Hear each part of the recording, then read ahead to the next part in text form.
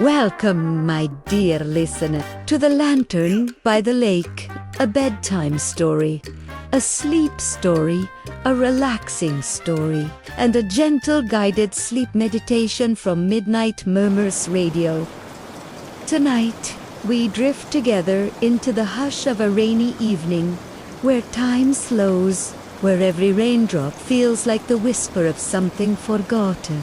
I'm Evelyn Blackwood, and I'll be your voice in the quiet. So, before we begin, find your most comfortable place. Let your body rest against the sheets. Loosen your shoulders. Breathe in slowly and exhale gently. Again, in and out. Allow the rhythm of your breath to become the soft rain against the window pane. With every inhale, let go of the day. With every exhale, let go of the noise. You are safe here. You are home. The world outside fades, and only the sound of rain remains. Tonight, we travel to Waverly Lake, an old mere-still lake hidden deep within the American countryside. They say when the rain falls just right, a single lantern appears, drifting upon the water, moving against the current as if guided by unseen hands. Some believe it's only light from an old boathouse. Others whisper it's the soul of a man who once kept the lamps along the shore burning for lost travelers. Whatever the truth may be, the people of Waverly Hollow no longer go near the lake after dark. They say the rain remembers. They say the light still searches. Our story begins with a woman named Clara Winslow, who came to the lake seeking quiet after the noise of grief. She was a painter, quiet, reserved, and fragile as the paper she worked upon. The world had grown too sharp for her heart, so she left the city behind and found an old cabin by the water's edge. It was said to have been built by a man who once tended the lanterns of the lake, though no one could remember his name anymore. On her first night there, the rain fell endlessly, a silver curtain between her and the world. The cabin was small. A single lamp, a wooden desk, a narrow bed, and a window that looked straight toward the darkened lake. Clara listened to the steady tap of rain against glass. It was not frightening. Not yet. Only lonely. She could smell damp wood, old pine, and something faintly metallic, perhaps from the lake air. In that stillness, she felt the weight of her solitude pressing closer. To quiet her mind, she lit a candle and began sketching the scene outside.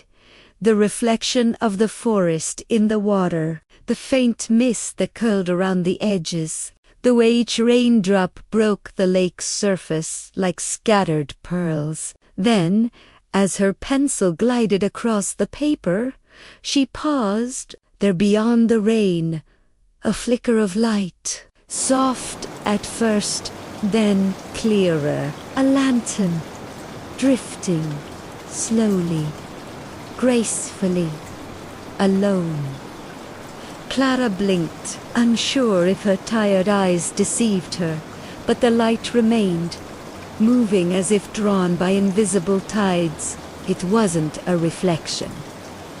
It wasn't lightning. It was deliberate. She rose, pressing her hand to the cold glass, watching it drift closer, brighter.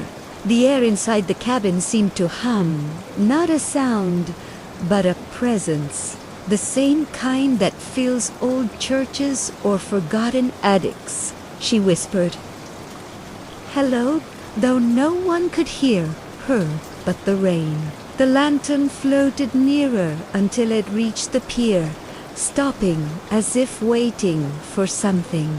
Or Some. Clara felt her heart stir with both wonder and unease. Outside, the rain thickened, veiling the world in trembling silver, and then a faint echo carried through the night. It wasn't thunder. It wasn't the wind. It was a voice, low and distant, almost mournful, like a name being called through water. Her name, Clara. The candle beside her flickered. The shadows on the wall swayed like figures stepping closer. She drew the curtains shut, her breath shallow, her pulse slow and heavy. The rain eased to a whisper, and for a long moment only the quiet voice of the lake remained. She sat back down, closed her eyes, and whispered into the dark.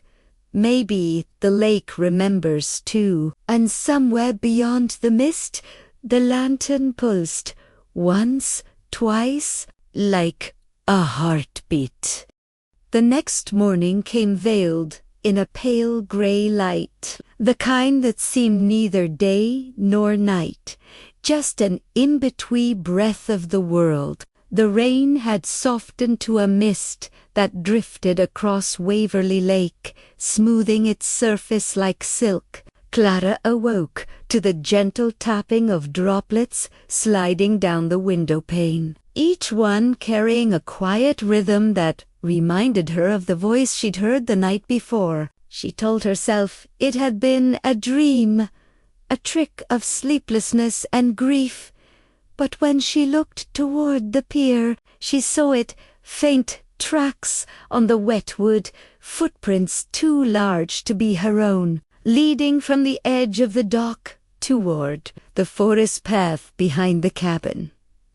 She wrapped herself in her wool shawl and stepped outside. The air was cool, heavy with the scent of rain and cedar. Mist clung to the ground like breath from something sleeping just below the surface. Every sound was amplified, the creak of the boards beneath her feet, the sigh of the trees, the distant drip of water from the eaves.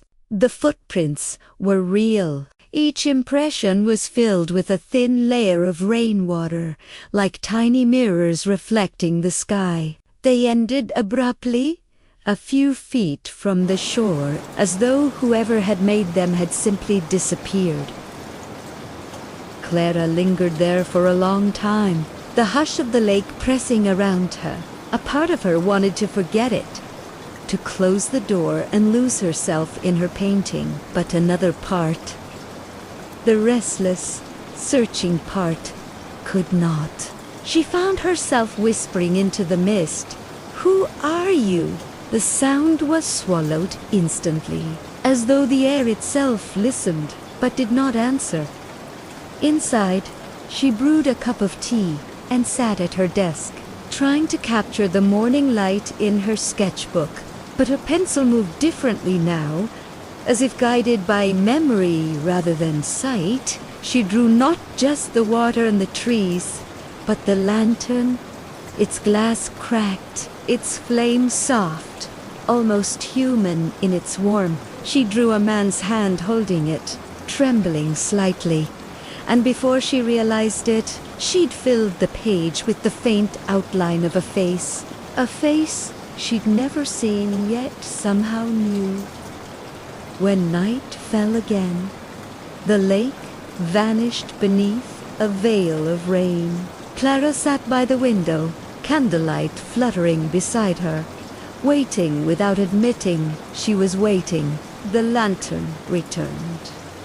This time, it came sooner, as though it had been there all along, hidden until she looked for it. The flame wavered gently, and the reflection rippled across her eyes. She could feel its pulse inside her chest. Slow, steady, the rhythm of someone long gone, but not forgotten.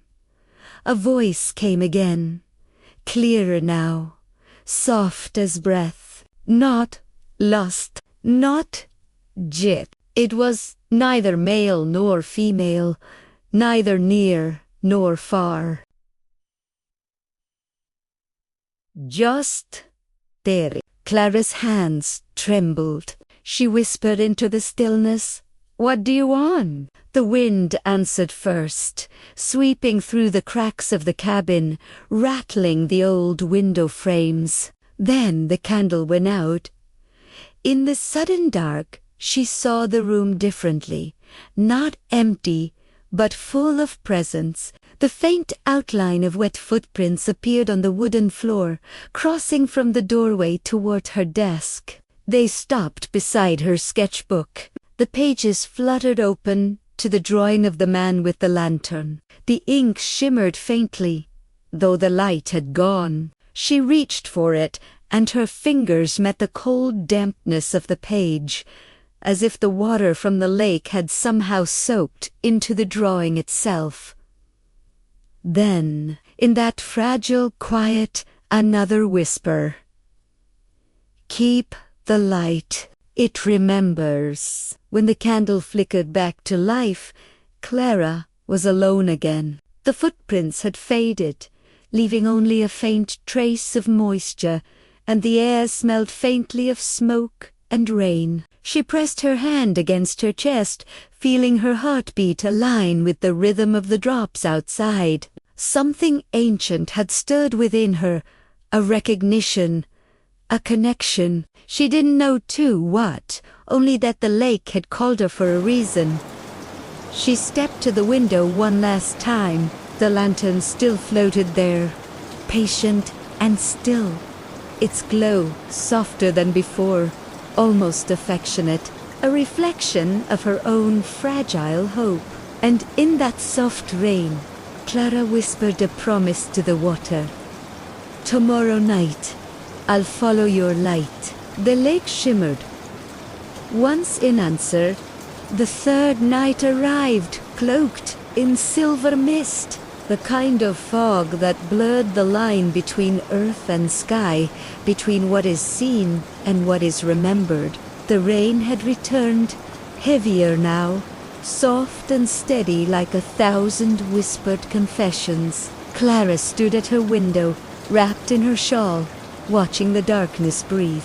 The lake shimmered faintly beneath the veil of falling rain, and there, almost on cue, the lantern appeared once more. Its light wavered across the rippling surface, patient waiting.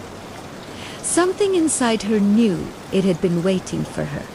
She lit her small oil lamp, slipped on her boots, and stepped out into the night. The rain clung to her eyelashes, to her hair, to the edges of her coat. Each step she took across the wet grass sounded like the sigh of memory beneath her feet. The air was cold enough to sting, yet it felt strangely welcoming, as if the night itself opened its arms. At the edge of the dock, she hesitated. The lake looked deeper than before, its surface dark and endless. The lantern floated just beyond reach, swaying gently with the rhythm of the rain. Clara whispered, "If you can hear me, if you're real, show me."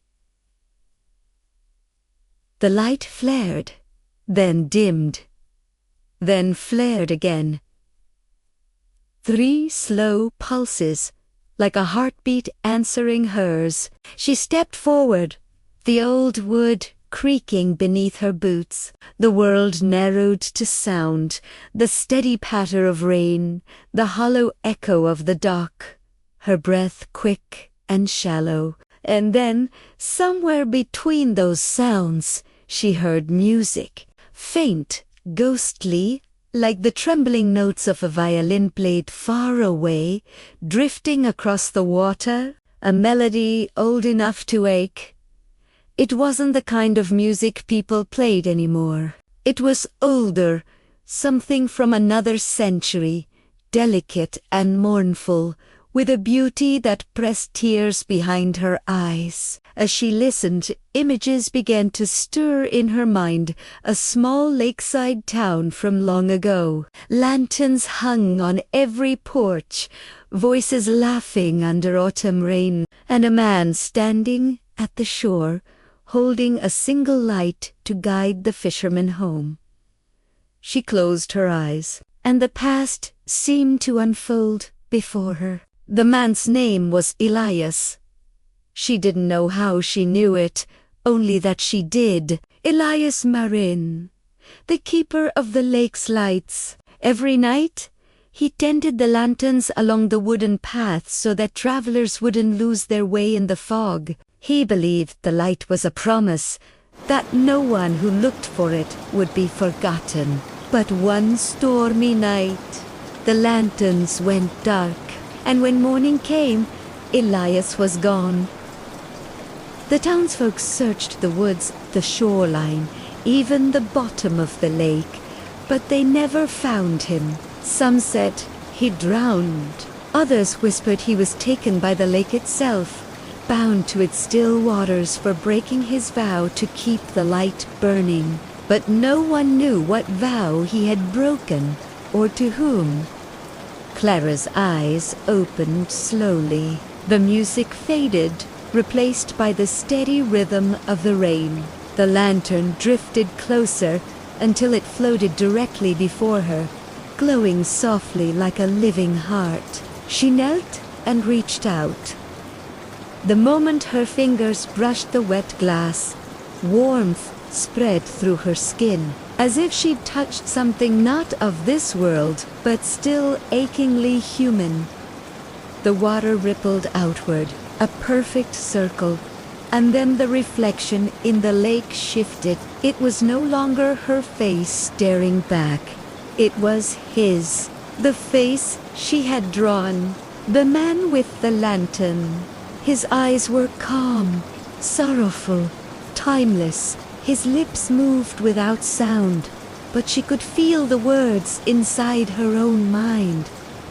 The light remembers. Then the reflection changed again. The cabin behind her flickered and vanished, replaced by the outline of a lakeside town. Lanterns glowing along its shore, laughter echoing faintly before dissolving into the rain. She saw Elias standing alone at the dock, holding his lantern high, waiting for someone who never came. The vision trembled and broke as lightning flared across the sky. Clara stumbled back, her breath ragged, the world snapping into present time once more. The lantern on the water flickered, dimmed, then steadied, as if reassuring her that it was real. She whispered, "You're not lost. Not anymore." The light pulsed once in answer. Clara remained there long after the rain softened drizzle. She didn't go back inside until dawn began to silver the edge of the trees. When she looked back one last time, the lantern was gone, but on the wet boards of the dock, resting where she had knelt, was a small, rusted key. She picked it up, cold and heavy in her palm. The word Waverly was engraved along its side. Morning arrived as a pale whisper across Waverly Hollow, a thin silver mist rising from the lake like breath from something ancient. The rain had finally ceased, leaving the world washed clean but strangely hollow, as if the night had taken something with it. Clara awoke with the small, rusted key still clutched in her palm. The metal was cool and faintly stained with a scent that wasn't quite something older, like rain-soaked iron from another age. She turned it over, tracing the faint engraving along the side. Waverly. The letters looked hand-carved, uneven, done with care, by someone who meant it to last. She sat up slowly, still caught between the remnants of dream and memory. Her sketchbook lay open beside her bed, its pages slightly curled from the damp air. On the last page, the drawing of the man with the lantern seemed sharper now, as though the lines had deepened overnight. His eyes calm, sorrowful, watched her with a knowing stillness that made her pulse quicken. She whispered softly, "Elias?" The name lingered in the air, fragile and familiar, as though it belonged there.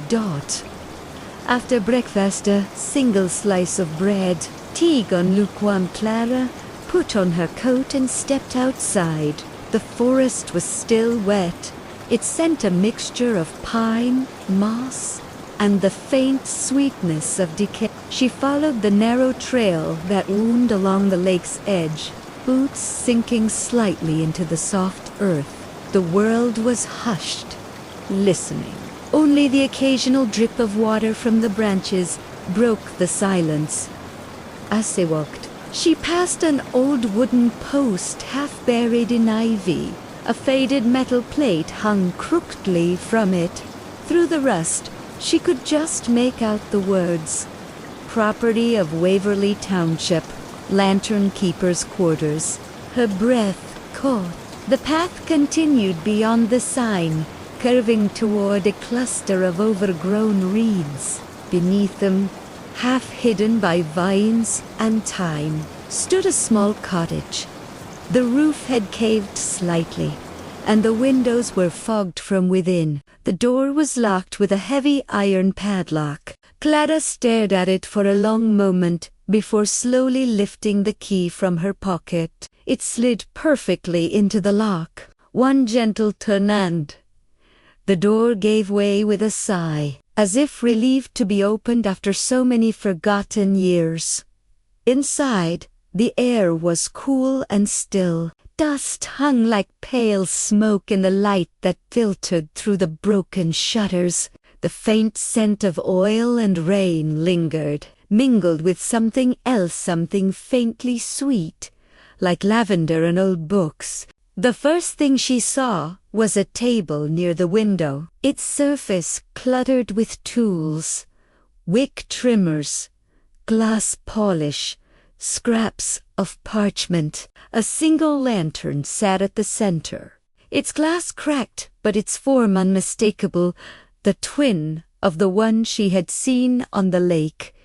Clara reached out, brushing her fingers across its surface. A faint warmth hummed beneath the metal, though no flame burned within. The air around her seemed to pulse softly, like the space between two heartbeats. She whispered, "Elias Marin, were you real?" As if in answer, the faintest echo filled the room, a soft, rhythmic sound, like footsteps on wooden planks. She turned quickly, but no one was there, only the shadow of the open door.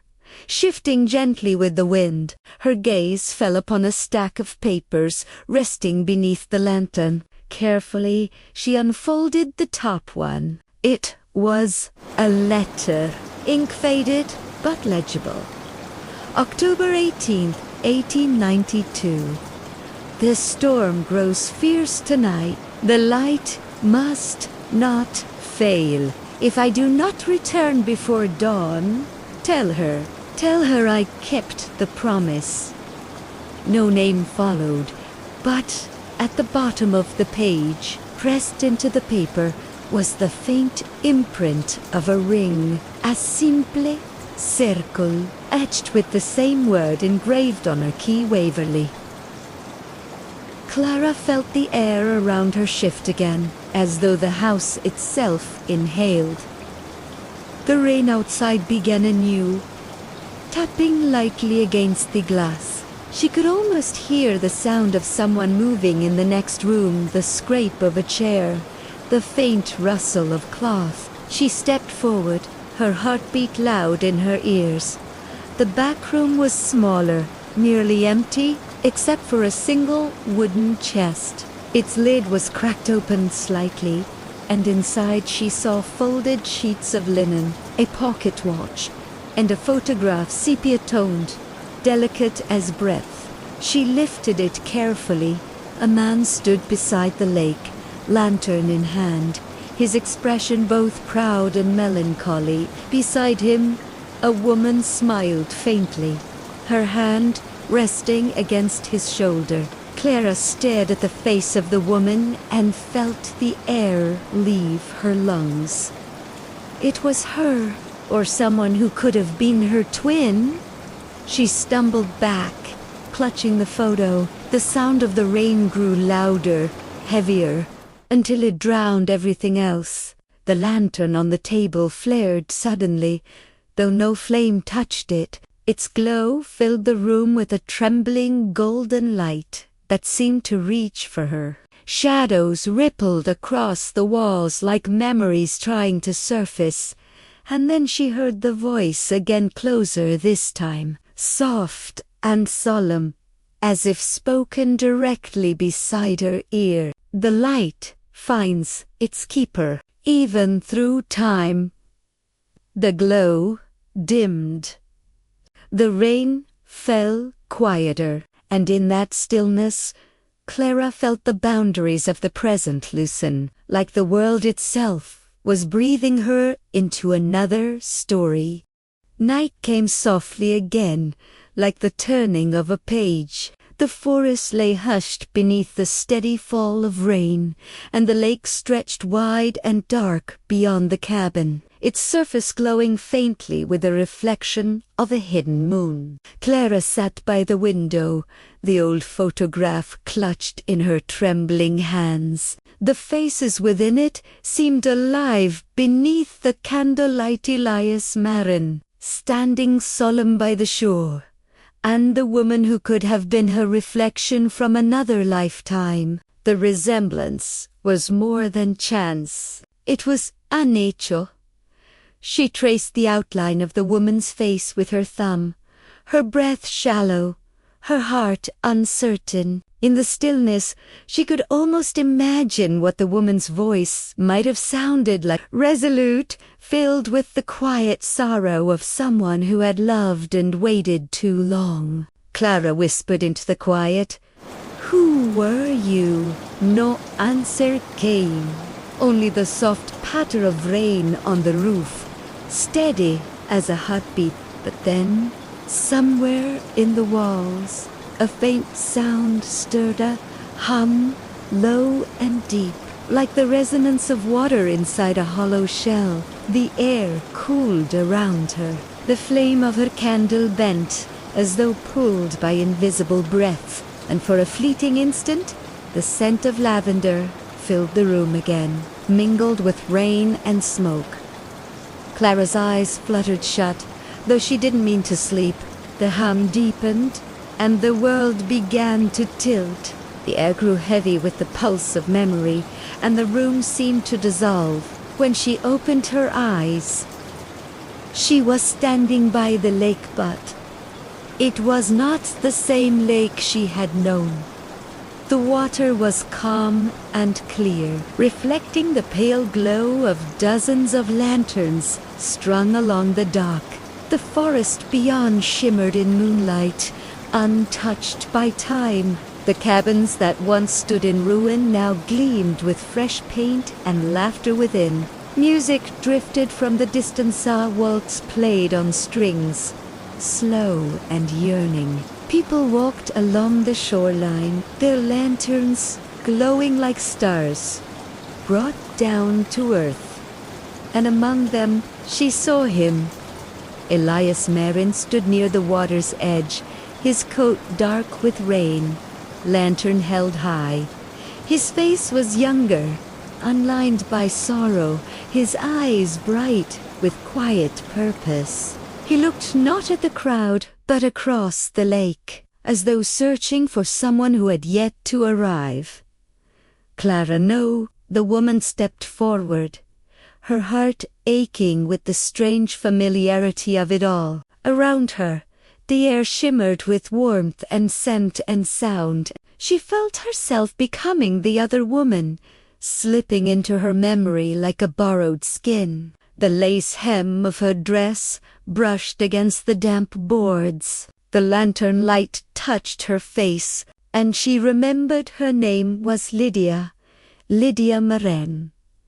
The name carried weight, sorrow, promise. She remembered waiting for him that night, The night of the great storm, when the last lantern went out, Elias had promised to light the way home for the fishermen who'd gone out before dusk. The waves had risen high. Thunder rolled across the valley. She had begged him not to go, but he had only smiled, touched her hand, and said the light must not fail. Someone has to keep it burning. And then he was gone, swallowed by rain and wind and darkness.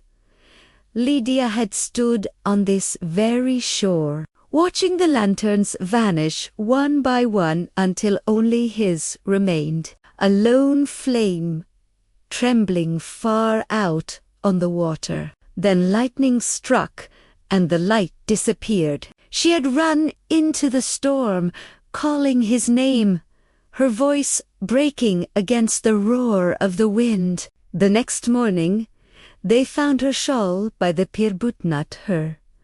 The memory bled away, dissolving like ink in water. Clara gasped and stumbled back into her own time, collapsing against the cabin wall.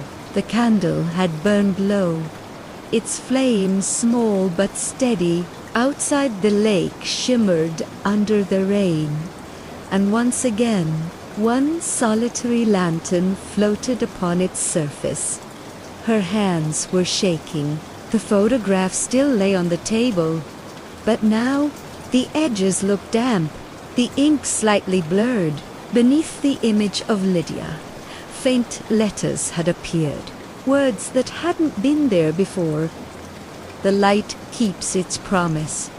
Clara pressed a hand to her chest, feeling the echo of another heartbeat within her own. Elias's words, the light must not failing guard in her mind, and she realized what the lantern wanted, what it had always wanted. It wasn't to frighten her. It was to be found the past Wasanti, haunting her. It was calling her home. The rain deepened outside, and the lake's surface rippled like liquid glass. She could see the faint glimmer of the lantern beckoning once more, its reflection flickering in her eyes. This time, she didn't feel fear, only calm, a strange, heavy peace that settled deep in her bones. Tomorrow night, she would go.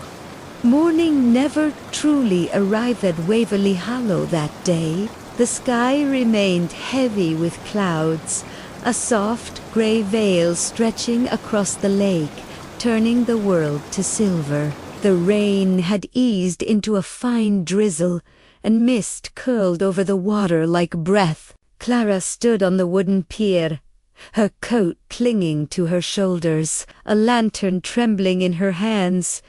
She had waited all night, sleepless but calm. The voice that once frightened her was silent, no whispers, no shadows, only the quiet pulse of rain. She could feel Elias's presence, not as something haunting, but as something watching gently from beyond the veil. The photograph lay folded in her pocket. The faint message the light keeps its promise burned into her mind. As she knelt by the water, the reflection of the lantern shimmered, multiplying in small ripples. It looked almost alive, almost reaching toward her. She thought of Lydia in her eyes, her devotion, her final promise to the man who had gone into the storm. Clara had come to finish what Lydia could not, to return the light. The lake was cold and vast before her, the forest silent. Behind, she lifted the lantern high, and the rain made the flame waver, bending gold through silver mist. "Elias," she whispered, her voice steady despite the trembling of her hands. "I found her story. I know what you were trying to keep." The wind stirred. The surface of the lake rippled outward, and the mist began to shift. Slowly, shapes emerged, vague at first, then clear, Dozens of faint lanterns glowing beneath the water, like stars caught in the deep, each one pulsed with its own soft rhythm. Reflections of lives long gone, and at the center of it all, one figure rose through the haze. He stood upon the water, or perhaps within it Elias Marin, unchanged, his lantern burning bright at his side. His face held neither sorrow nor joy, only peace. His voice, when it came, was no longer trapped in echo. It was warm, like the earth after rain. "Thank you, Clara," he said softly. "The light remembers. And now, so will the lake." Tears blurred her vision. She wanted to speak, to ask what it meant, but her voice caught in her throat. The lantern in her hand flared, its flame brightening until it filled her vision. For one brief, dazzling moment, she saw Lydia standing beside him, her hand entwined with his, their lanterns joining into a single, radiant glow. Then the light dissolved, spilling into the water like liquid dawn. The mist scattered, the rain stopped. The world held its breath. When Clara opened her eyes again, she was alone on the pier. The clouds had begun to thin, and faint sunlight spilled across the lake, touching the surface where the lantern had vanished. The water was come utterly still, and for the first time since she'd arrived, the air felt alive with quiet peace. She sat there until evening, letting the rhythm of water soothe her thoughts, the weight that had followed her for so long. The grief, the sleeplessness, the restlessness she couldn't name seemed to ease, replaced by something gentler, something whole. The lake was no longer a place of sorrow. It was a keeper of promises, of light that never truly went out. Before leaving, she placed the old photograph inside a glass jar and set it on the windowsill of the cabin. The next traveler would find it there, perhaps someone who needed a quiet night, a place to rest, a story to remember. As the final light of dusk faded, Clara looked once more across the lake. Just before the mist reclaimed the shore, a single glow appeared, faint but steady, drifting far out on the water. The last lantern dot. And though the rain began to fall again, it no longer sounded lonely. It was the heartbeat of the lake itself, a rhythm of endings and beginnings, of memory and mercy. Clara smiled, whispered goodbye, and turned back toward the forest path. The sound of the lantern's flame lingered behind her, like a soft farewell carried by wind. Somewhere beyond sight, Elias and Lydia Marin finally walked home together, their light unbroken. The storm returned 3 nights later. Waverly Hollow had begun to slip quietly back into its rhythm. The fisherman by dawn, the grocer sweeping his porch, the sound of the chapel bell carrying through the mist, but the lake had changed. Those who lived nearby said it hummed differently now, as if the water breathed. When the wind was right, they swore they could see a faint golden shimmer beneath its surface, moving slowly like the pulse of a living thing. Clara knew that shimmer too well. She had left town days ago, driving until the rain blurred the world to watercolor. Yet the image of that light Elias and Lydia's final glow followed her. Sleep came fitfully.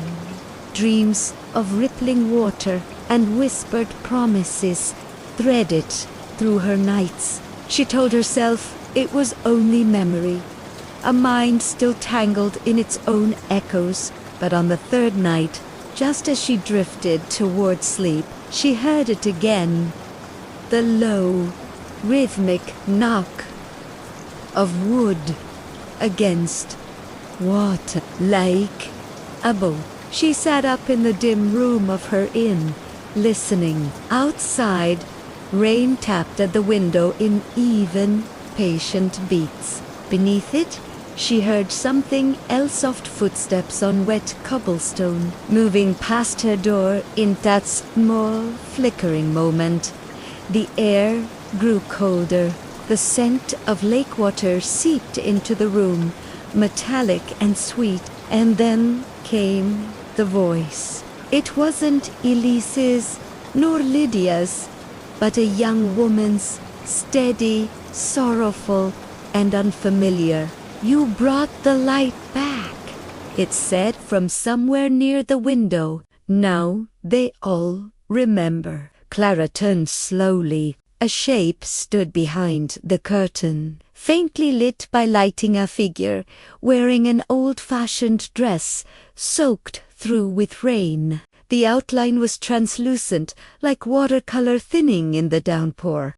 "Who are you?" Clara whispered, her breath trembling. The figure didn't move closer, but her reflection appeared in the glass, clear as day.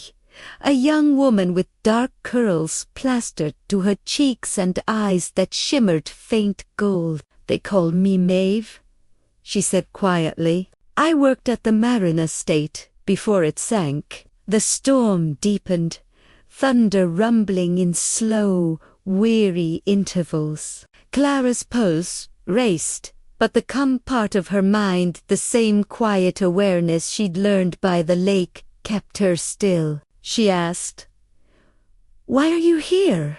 Maeve's reflection blinked slowly.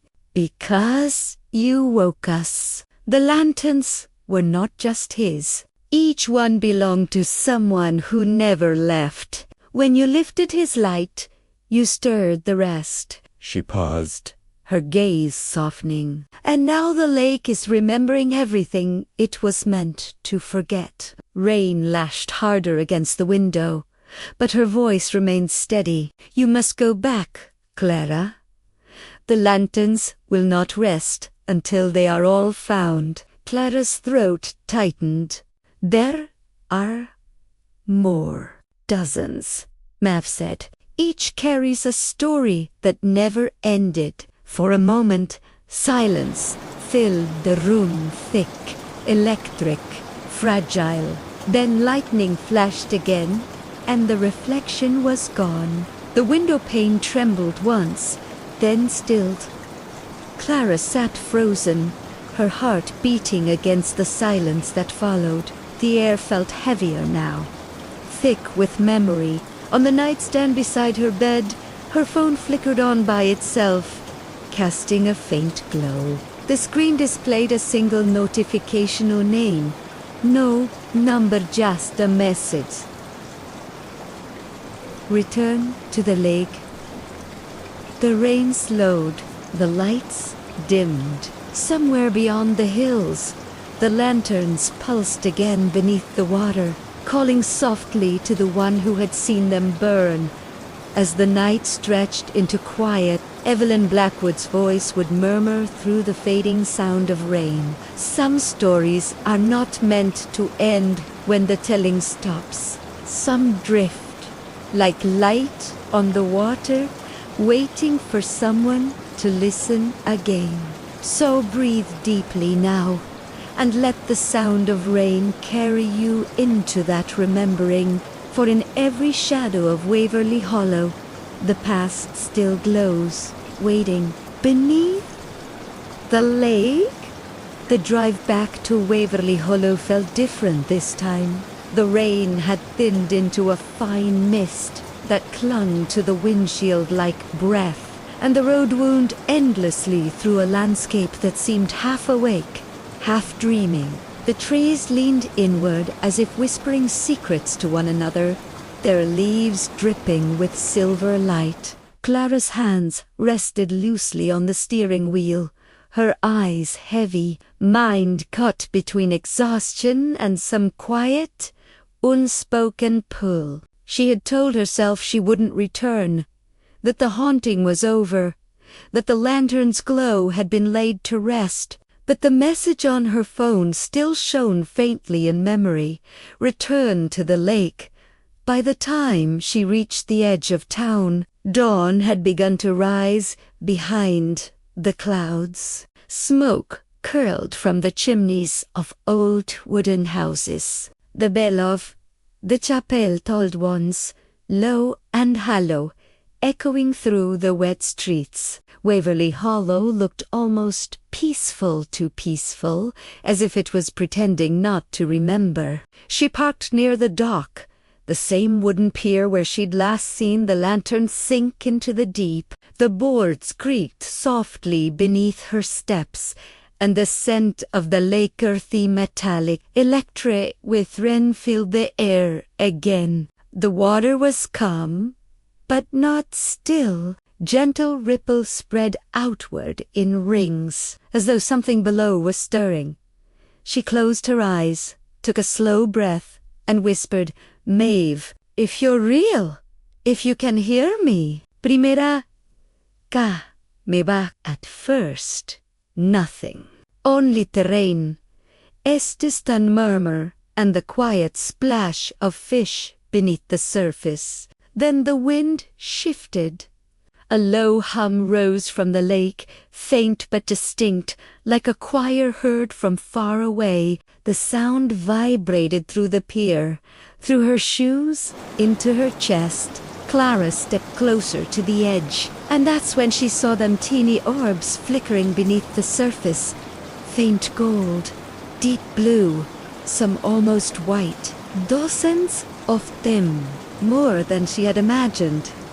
She knelt down and whispered, "How many stories are you holding?" A voice answered not aloud, but inside her mind, soft as breath, "As many as the town forgot." Her pulse steadied, strangely calm. "What do you want from me?" she murmured, "Dot to be seen." The lake's surface broke with a soft plunk. Something small floated upward, a fragment of wood, old and darkened by time. She reached for it, pulling it into her hands. It was part of a boat, she realized, and carved into its side, barely visible beneath the algae and decay, was a name. Hollis. Clara frowned. She had heard that name before, at the diner, from an old man who once said the Hollis family disappeared after the flood of 1892. No bodies, no trace. The Marins had owned the mill, but the Holleses had run the boats. She turned the fragment over in her hands. The moment her fingers brushed the name, the air thickened around her. The mist began to move. Shapes formed within its shadowed figures along the water's edge, outlines of people standing silently, holding lanterns that glowed with the same faint hue as those beneath the lake. Clara's breath caught, but they didn't approach. They simply stood, their reflections rippling. Among them, one stepped forward, a man in a fisherman's coat, eyes deep and hollow, his expression heavy with recognition. His lantern flickered once, then twice, and Clara realized it was the same pattern she'd seen before, the pulse of the water itself. "You remember me," she said softly. He nodded. His mouth didn't move, but his voice reached her all the same. "We were lost when the dam broke. The Marins built it. The water came at night." Clara's heart clenched. Elias didn't know. He knew, came the answer, slower now, tinged with sorrow. But he couldn't stop it. He tried to warn them. That's why his light never went out. The man lifted his lantern higher, and for a moment the world filled with sound, the rush of ancient flood water. The cries of families swept away. The creak of wooden beams breaking apart. Then it was gone. Only rain again, whispering softly on her coat. Clara whispered, "You all stayed here, waiting for someone to see you." The fisherman inclined his head to remember that we lived. The lanterns beneath the lake flared brighter, their colors deepening, weaving together into a single soft glow that rippled like fabric underwater. Clara watched, entranced, as one of them slowly floated upward, breaking the surface before her. It was small, delicate, its flame steady despite the rain. She reached out, letting her fingers brush the glass. Warmth spread up her arm, gentle, human, sorrowful. She heard a woman's laughter, a child's song. Then silence again. The glow pulsed once, then drifted back into the water, joining the others below.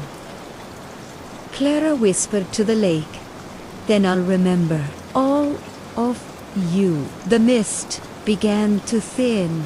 The silhouettes faded one by one until only the rippling water remained.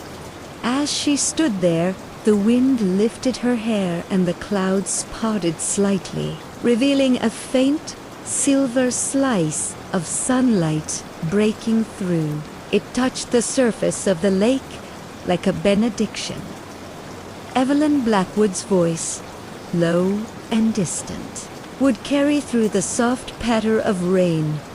Some memories lie beneath still waters, waiting for gentler hearts to find them. Tonight let the rain wash away what you no longer need to carry, and as the lanterns fade beneath the surface, allow yourself to drift, weightless and calm.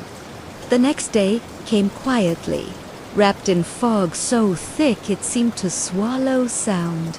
Clara stayed near the water's edge, unwilling to leave, though dawn had long since broken.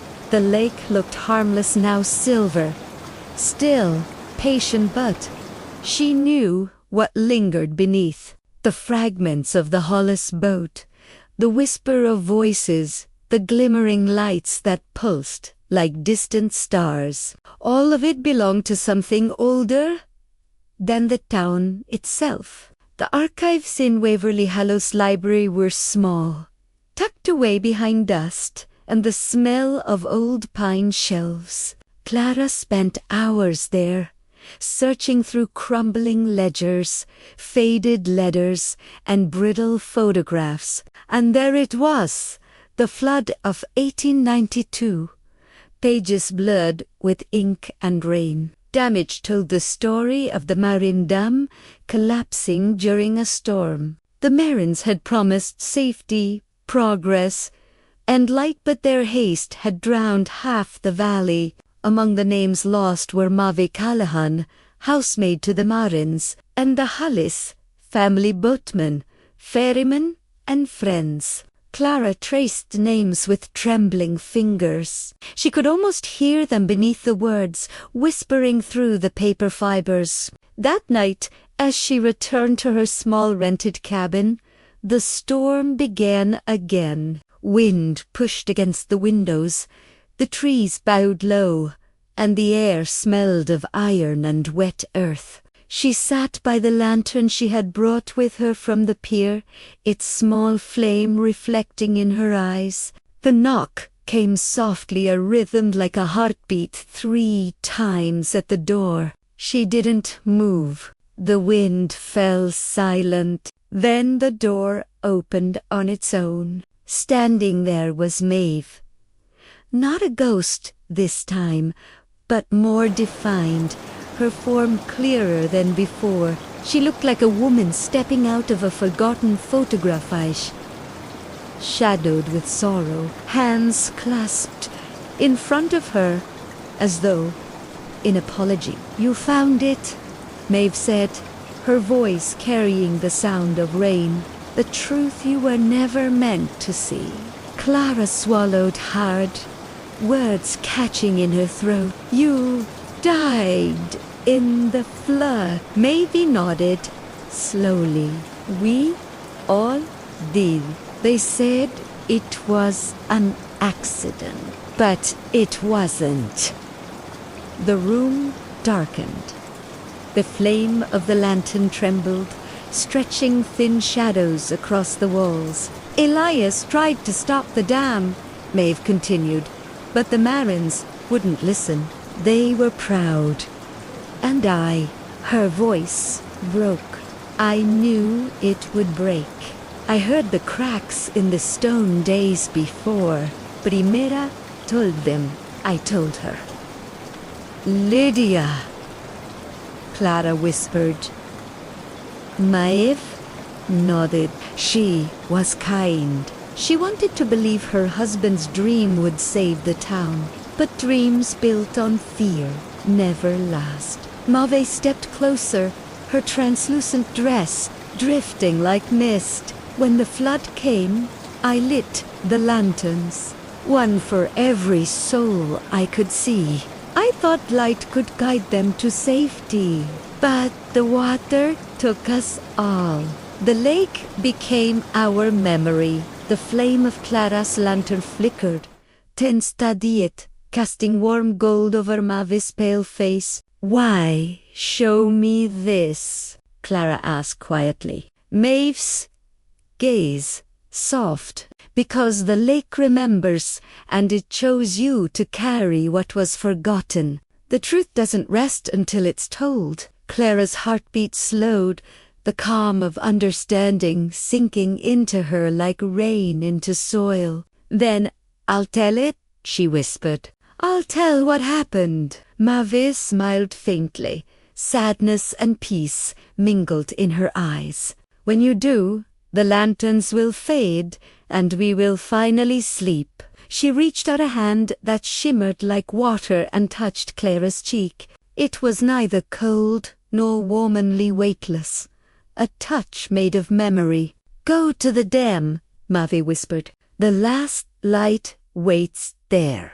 The lantern's flame dimmed as she spoke, and when Clara blinked, Maeve was gone. Only the scent of Lilla Cremenda, same scent from the Marin Estate gardens, long submerged beneath the lake. Outside, thunder rolled like a distant drumbeat. The rain eased into a whisper. Clara stood slowly, her reflection shimmering faintly in the glass. Somewhere beyond the hills, she could almost see Ita's single lantern glowing faintly atop the ruins of the old dam, calling her home. Evelyn Blackwood's voice would murmur softly through the sound of the storm. Some memories are not bound by time, but by promise. When the past reaches out, it asks not for fear, but for grace. So breathe slowly, dear listener,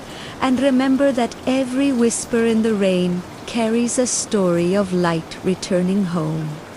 The road to the old dam was nearly gone, swallowed by years of moss, mud, and silence. Clara followed it under a gray sky that never seemed to wake, her coat heavy with mist and her boots sinking into soft earth. The lake stretched wide beside her, darker now, its surface glinting faintly with light that wasn't sunlight. Every few steps she thought she saw lanterns far below the water, flickering like memories trying to rise. The forest on either side had thinned into skeletal trees, their branches arching over her like cathedral spires. The wind murmured through them in low tones, and beneath that whisper was something else, the faint rhythm of dripping water against stone, steady, eternal, patient.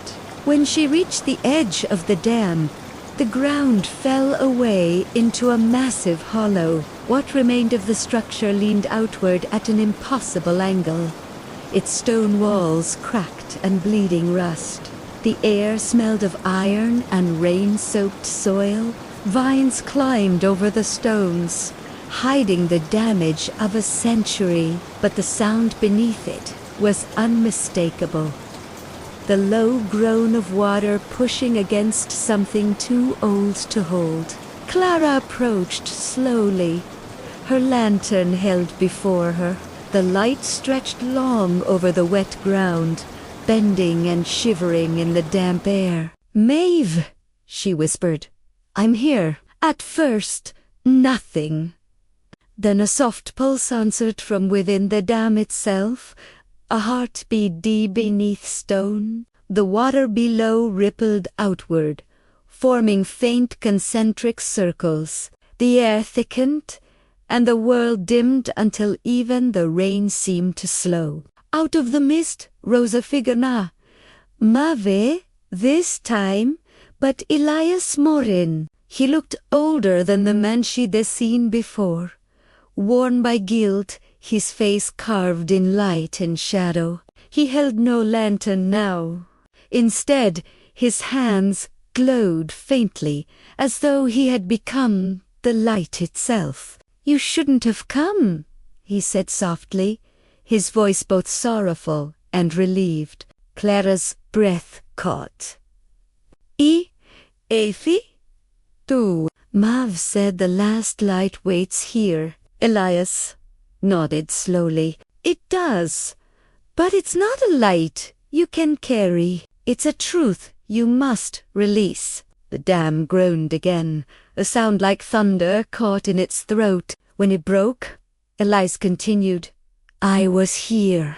I saw it coming. I tried to warn them, but no one listened. I begged Lydia to leave.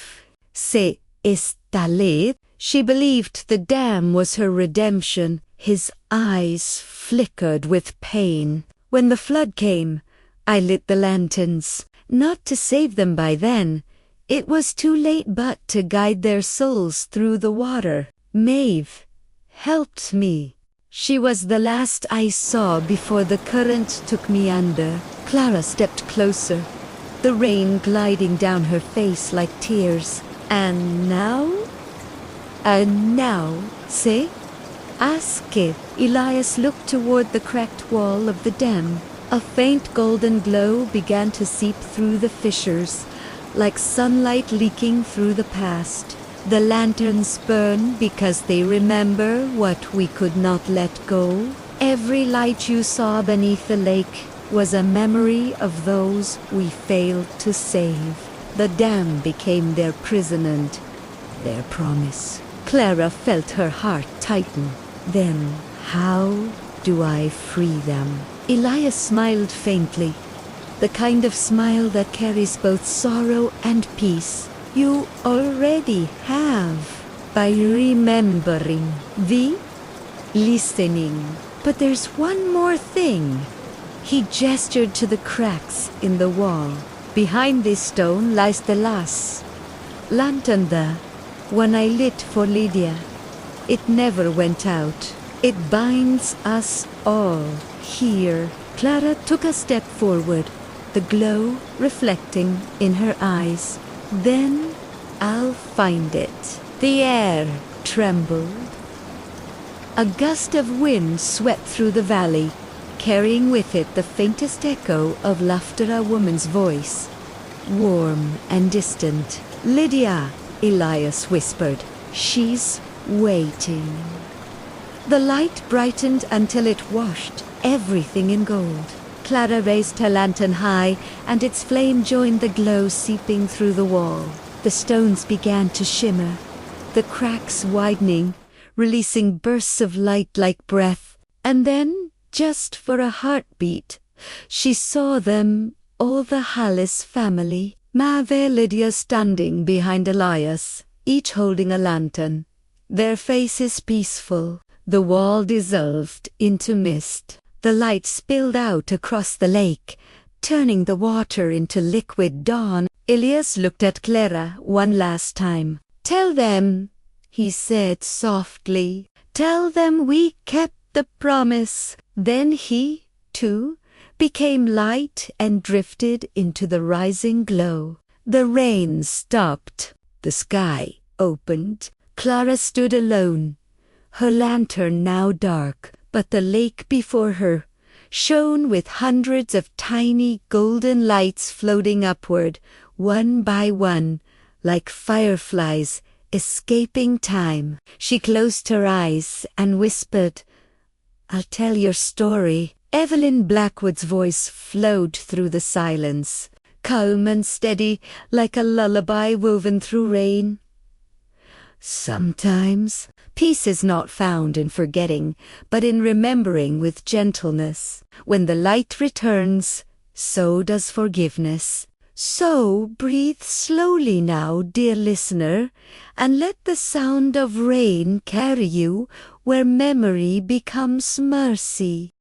The days that followed were clear for the first time in weeks. The clouds drifted apart like tired curtains, and the lake no longer cloaked in mist shone with quiet grace beneath the pale autumn sun. Waverly Hollow seemed to wake from a long sleep. The fishermen returned to the docks. The children played by the shore, but still, when dusk came, no one stayed too long by the water. They said the air grew colder there, and sometimes, if you listened closely, you could hear soft voices murmuring beneath the ripples. Clara stayed in the town longer than she planned. She couldn't bring herself to leave the story unfinished.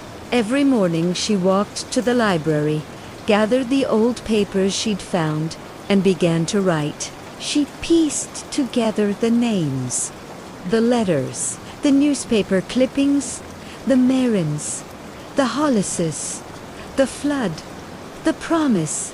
It became more than a record. It became a confession on behalf of the forgotten. At night, she wrote by the faint glow of her lantern, though its wick had long since burned away. The light that came from it now was soft, pulsing like a heartbeat, as though it breathed. The townsfolk began to notice her work. They asked questions, curious, cautious, afraid. Some dismissed her story as a dream. Others whispered that she'd spoken with ghosts, but the oldest among them nodded silently, as though they had waited years for someone to remember. One evening, as twilight bled through the windows of the inn, Clara stood before a small crowd gathered in the chapel. The same bell that had once tolled through storms now hung silent, its bronze surface gleaming faintly in the candlelight. She told them everything about Elias Marin and his wife Lydia, about Maeve and the lanterns that burned beneath the lake, about the dam and the night the valley drowned. Her voice was calm, slow, almost prayer-like. The people listened without moving. When she finished, there was no applause, no outcry, only a long, fragile silence. Then one by one, they lit candles and placed them on the chapel steps. By the time Clara stepped outside, the night glowed with hundreds of tiny flames. The reflection of those lights danced across the wet cobblestone, leading down to the lake like a path of forgiveness. She followed it. The air was cool, carrying the scent of pine and distant rain. At the water's edge, she paused. The lake was utterly still, its surface like glass. The moon hung low, white and vast, and in its reflection she saw faint glimmers beneath the water lanterns rising slowly from the deep. Dozens of them, their glow pale but unwavering. She smiled softly. "You're free now," she whispered. The light pulsed once, as if in answer, then faded, leaving only the moon's reflection behind. For a long time she stood there, letting the quiet fill her. The sense of completion was not triumph, but peace, a kind that settles into the bones like warmth after cold rain. She closed her eyes, breathing slowly. The wind shifted, brushing her hair across her face, and for just a moment she thought she heard Maeve's voice again, gentle and close. "Thank you." Clara opened her eyes, and a single golden light floated on the surface, a last lantern drifting toward the horizon. Its flame flickered once, twice, and then vanished into the mist. The lake returned to silence. The next morning, when the townspeople came to the water's edge, they found the pier lined with glass jars, each holding a candle, each flame steady despite the wind. No one knew who placed them there. Some said it was Clara. Others said it was the lake itself. Evelyn Blackwood's voice would return in the hush that followed, low and tranquil like the breath between dreams. And so the story becomes light, carried by those who remember.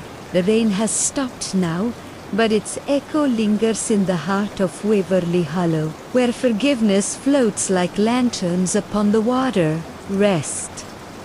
Now, dear listener, let the lake hold your thoughts, your sorrows, your sleepless hours, and turn them into peace. Morning drifted over Waverly Hollow like a sigh, soft and silver through the fog that rose from the lake. The town stirred slowly, as though unsure it had truly woken from its long, rain-soaked dream. Mist curled around the bell tower, around the quiet windows of the inn, around the figure standing at the water's edge. Clara, her coat buttoned against the chill, her hair damp with dew. The lantern she once carried no longer glowed, yet its glass still shimmered faintly in the pale light. She gazed out across the lake, where the last of the candles from the night before had gone out, leaving only the gentle ripples of dawn. The stillness felt sacred, the kind that comes after truth has been spoken and grief has been set free. In her notebook, pages filled with rain-streaked ink lay open to the story. She had finished writing the story of the Marins, of the lost village beneath the water, of promises kept long after death. It was not a tale of ghosts anymore, but of remembrance. A fisherman passing by tipped his hat quietly. The children who once feared the shoreline now played nearby, their laughter soft as the morning wind. The townsfolk spoke of her with reverence, as though she had given something back they hadn't known they'd lost. That evening, Clara boarded the last train out of Waverly Hollow. Through the rain-smeared window she saw the lake one final time, its surface gleaming faintly like an eye that had just awakened. She thought she saw a flicker of light far out on the water, a single lantern, floating alone, but calm. She didn't blink. She wanted to remember it exactly as it was. The train rattled on, carrying her through forests heavy with rain, through fields where scarecrows leaned beneath the mist, through small towns where lights glowed behind drawn curtains. Sleep came slowly, and when it did, it was deep and dreamless, like sinking gently beneath the surface of the lake itself. Years pass. The story she wrote, The Lantern by the Lake, found its way into libraries and small bookstores across the country. Readers said it felt like remembering a dream they had once forgotten, that it brought them comfort on sleepless nights. Some even claimed that when they read it on rainy evenings, they could hear faint music in the distance, like chimes moving over water. But Clara never spoke publicly about it again. She lived quietly near the coast, where fog rolled in every morning and gulls circled the cliffs. In her garden stood a single old lantern, its metal rusted, its glass cloudy with time. On summer nights, when the sea mist crept low and the waves whispered against the rocks, the lantern would glow not bright, just enough to paint her walls in gold. She never tried to explain it. Some things are meant to remain mysteries, gifts from the world that listens when we dare to remember. Meanwhile, in Waverly Hollow, the legend of the lake endured. Every year, when the first autumn rain fell, the townspeople gathered by the shore to release paper lanterns into the water. They whispered names of those they had lost, hopes they still carried, regrets too heavy to keep. The lights drifted away slowly, until the lake was a mirror of stars. Children would watch wide-eyed as the reflection of those lights shimmered beneath the rain, and the elders would smile quietly, knowing that somewhere, beneath the surface, the old village still listened. Evelyn Blackwood's voice returns now, quiet as a heartbeat, her words falling like rain on still water. Perhaps, dear listener, what we call ghosts are only memories too luminous to fade. Perhaps the light that lingers on the lake is simply love, refusing to drown. And perhaps the stories we tell in the dark are lanterns of their own, carrying us gently across the waters of sleep. The faint sound of rain begins again, steady and rhythmic, a lullaby against the window pane. As you rest tonight, she continues, her voice slow and warm, let the echoes of Waverly Hollow drift through your mind. Let the lanterns guide you to calm waters. And as the storm fades beyond your dreams, remember you are safe, you are warm, and the night will watch over you. A pause, a breath, a soft hum like wind in pine branches. As the story fades, allow yourself to drift into a peaceful sleep.